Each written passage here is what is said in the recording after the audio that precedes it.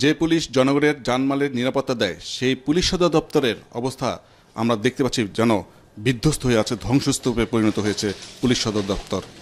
প্রতিটা মনিটর, প্রতিটা কম্পিউটার, আসবাবপত্র এবং জরুরি যত ফাইলপত্র আছে সব কিছু ধ্বংস করেছে। কোনো কিছু তারা লুটপাট করেনি, এখানে শুধু ভাঙচুর যোগ্য চালানো হয়েছে। আচ্ছা, এইখানে পুলিশের এইটা ছিল পুলিশের মনিটরিং ব্যবস্থা। এখান থেকে সারা দেশের বা এখানে মনিটরিং করা হতো।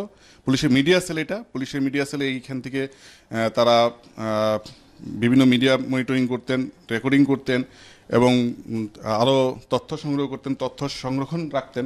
এই মিডিয়া সেলটি পুরোপুরি ধ্বংসযজ্ঞে পরিণত হয়েছে।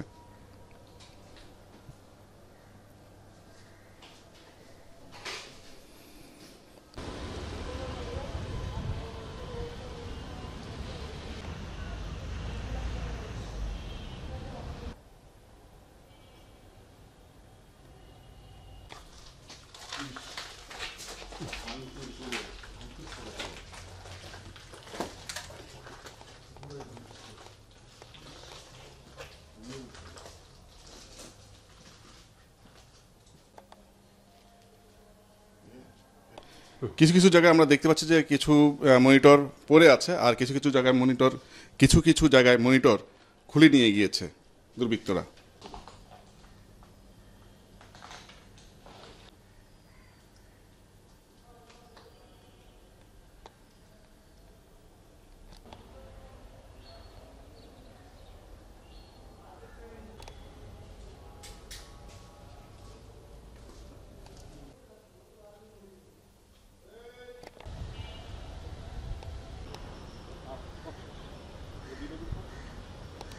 যে পুলিশ জানমালের নিরাপত্তা দেয় সেই পুলিশ সদর দপ্তর আজ ধ্বংসস্তূপে পরিণত হয়েছে।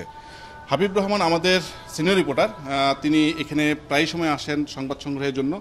আমি তার কাছে জানতে চাইব যে হাবিব, আপনি তো সবসময় এখানে আসেন, তো আগে তো দেখেছেন যে পুলিশ সদর দপ্তর কত সাজানো গোছানো ছিল, আজকে আপনি কেমন দেখছেন? আসলে পুলিশ সদর দপ্তর হচ্ছে সারা দেশের পুলিশিং কার্যক্রম পরিচালনার এপিসেন্টার আমরা বলতে পারি, এবং এটি প্রাণকেন্দ্র। এখান থেকেই সারা দেশের পুলিশিং কার্যক্রম চলে এবং এখানে ম্যানেজারিয়াল কাজগুলো হয়। কিন্তু আজকে আমরা আসলে দেখতে পাচ্ছি এখানে এসে একেবারেই ভিন্ন পরিস্থিতি, অন্যান্য 8-10টা দিনের সাথে যার কোনো মিল নাই। একেবারেই আপনি যেটি বলছিলেন যে ধ্বংসস্তূপে পরিণত হয়েছে, একই রকম আমরা দেখেছি ডিএমপি হেডকোয়ার্টার এবং ঢাকা মহানগর গোয়েন্দা পুলিশের কার্যালয়, কাউন্টার টেররিজম, সবগুলো পুলিশের স্থাপনায় কিন্তু সেম, এবং এখানে কোনো পুলিশ সদস্য নেই এবং সাধারণ মানুষ, অনেকে দর্শনার্থী তার ঢুকে পড়ছে, দেখছেন, এরকম একটা অবস্থা। এটি আসলে আগে স্বাভাবিক সময় আসলে চিন্তাই করা যায় না।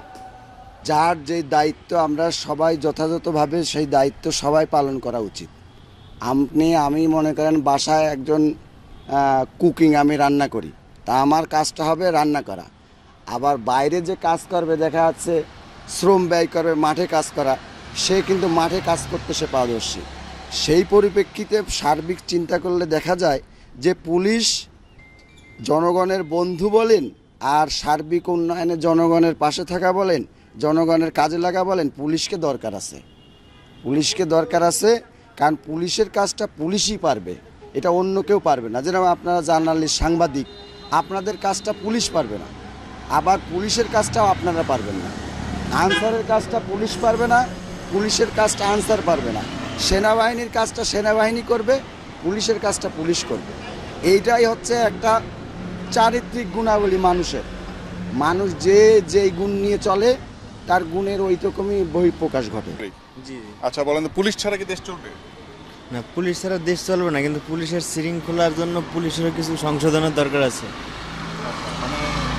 আপনি যে এখন তো পুলিশ নেই 24 ঘন্টা, তো পুলিশ নেই, এখন তো দেখলেন যে কি অবস্থা চলতেছে।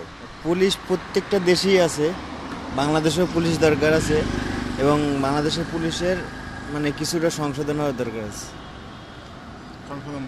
না, পুলিশ ছাড়া কি চলতে পারে না, পুলিশ ছাড়া বাংলাদেশ চলবে না, মানে পুলিশের দরকার আছে। জনগণের বন্ধু পুলিশ, এই কথাটার মানে থাকতে হবে, মানে কথার কাজের সাথে মিল থাকতে হবে। মোটামুটি ভালোই আছি। রাস্তায় তো এখন পুলিশ নাই, আপনারা কেমন চলতেছে? পুলিশ নাই, প্রতি মোড়ে জাম চলতেছে, জাম চলতেছে, যায় যেমনি পাচ্ছে তেমনি ঢুকে দিয়েছে। পুলিশ সার্জেন্ট না থাকে, এলে দেশ নিমন্ত্রণ করবে কিভাবে? আপনারা কি চান?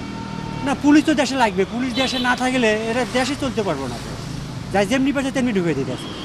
পুলিশ জনগণের বন্ধু যেমন, আবার আপনও তেমন, তেমনি খারাপ। পুলিশ তো হাঁকাউয়ার মানুষকে মারে না, আমরা তো অন্যায় না করি মারবো কেন?